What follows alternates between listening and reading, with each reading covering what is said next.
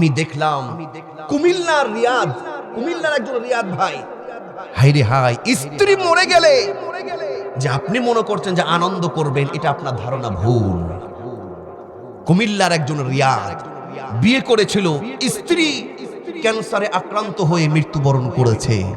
এই রিয়াদের একজন সন্তান আছে, সন্তানের দেখভালের জন্য পরিবার থেকে চাপ দিচ্ছে, বাবা বিয়ে করো। 2 বছর হয়ে গেল, বৌমা মারা গেছে, ক্যান্সারে মারা গেছে। কিসে মারা গেছে? এই কুমিল্লার যুবক রিয়াদ একজন সুপুরুষ, একজন সফল হাজবেন্ড কেমন হতে হয় সেটা সবাই চোখে আঙ্গুল দিয়ে দেখিয়ে দিয়েছে। পরিবারের চাপে বলছে সন্তানটাকে মানুষ করতে হয়, বাবা তুমি অনেক হলো, এখন একটি বিয়ে করো।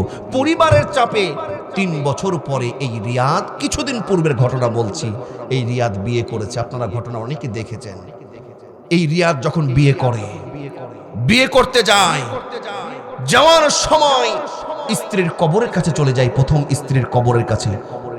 স্ত্রীর কবরের কাছে গিয়ে 2 হাত তুলে আল্লাহর কাছে দোয়া করে, নিজেকে আর ঠিক রাখতে পারে নাই। তার কলিজাটা যেন ফেটে যাচ্ছে। স্ত্রীর সারা যে কয়েকদিন জীবন সংসার করেছে, সেই পিছনের তার স্মৃতিগুলো মনে পড়ছে, এবং এই কারণে এই রিয়াদ তার কলিজাটা যেন চৈচির হয়ে যাচ্ছে। তার চোখের পানিতে তার বুকটা ভাসিয়ে দিয়েছে, কান্নায় ভেঙে পড়েছে।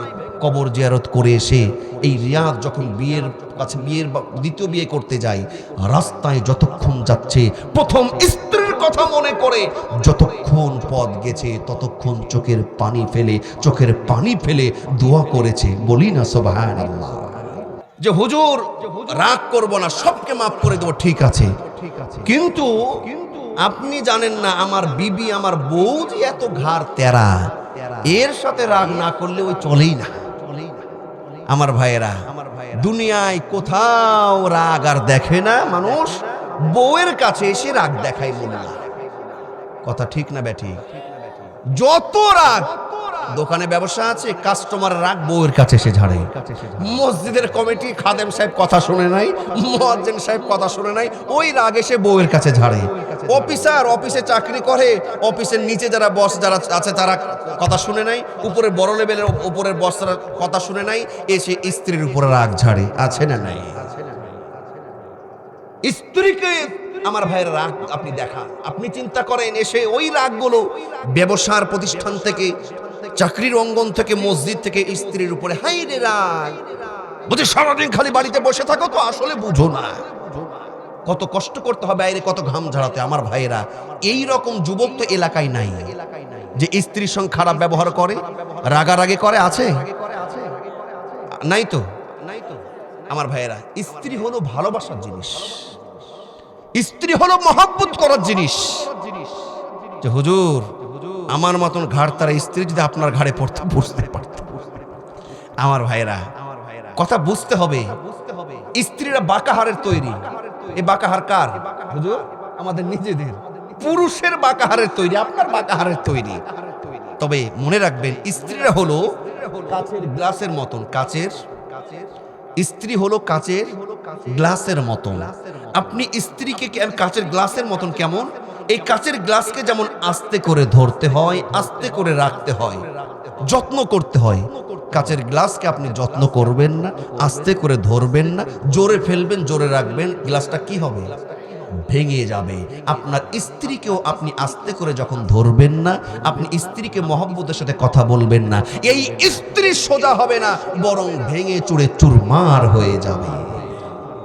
তবে স্ত্রীদেরও পরিবারে অবদান কম নাই। কথা বলুন, ঠিক না বেটি? হুজুর সারাদিন বাইরে খেটে মরি, স্ত্রীর অবদান ঘরে কত বেশি জানেন? আপনি আপনার সন্তানকে কতদিন আপনি সময় দিয়েছেন?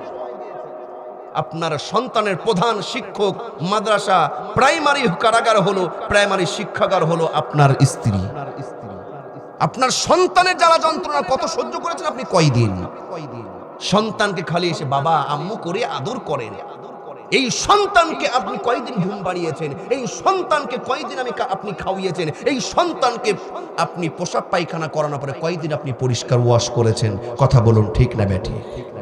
খালি তো আদর করেন। আমার ভাইয়েরা, একদিন আমি একটা সাইড বলে গেলাম, ছুটির দিনে আপনি গোপনে একটা সাইড থেকে খালি দেখবেন যে দেখি তো আজকে তো আমি বাইরে যাব না, আমার বউ ঘরে এমন কি করে?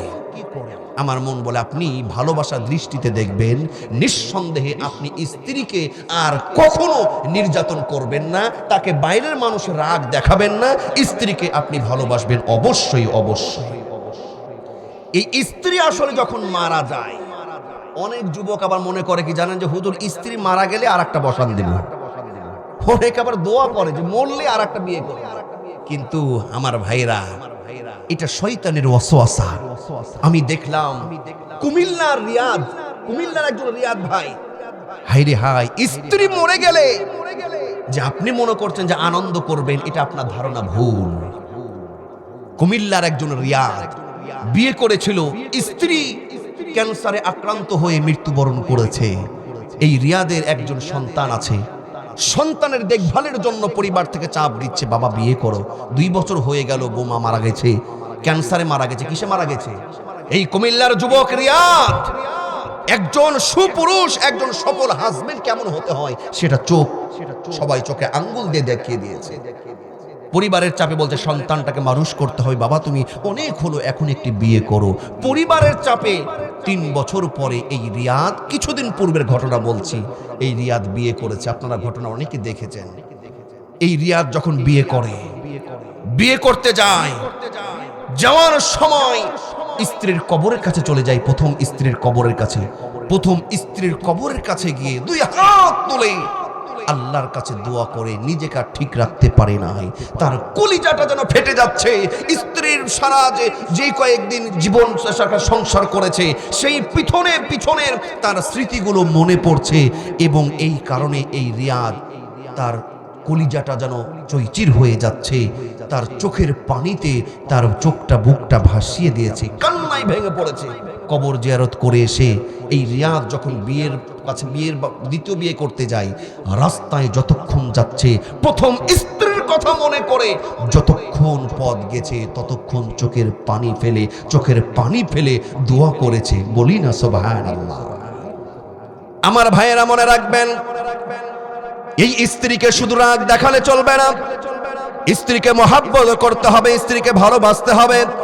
তার কারণ হলো স্ত্রী আল্লাহর পক্ষ থেকে একটি মহাব্বত, একটি ভালোবাসার জিনিস। আল্লাহ সুবহানাহু ওয়া তাআলা তিনি বলেন, ও মিন আয়াতিহি আন খালাকা লাকুম মিন আনফুসিকুম আজওয়াজান লিতাসকুনু ইলাইহা ওয়া জাআলা বাইনাকুম মাওয়াদ্দাতান ওয়া রাহমা। জোরে বলি সুবহানাল্লাহ। আল্লাহ বলছেন, বান্দারে তোমাদের মধ্য থেকেই তোমাদের স্ত্রীকে নির্ধারণ করেছি, এবং তোমাদের মধ্যে ভালোবাসা এবং দয়া মহাব্বত আমি আল্লাহ সৃষ্টি করে দিয়েছি। তাহলে স্ত্রীর কাছে রাগ করা যাবে?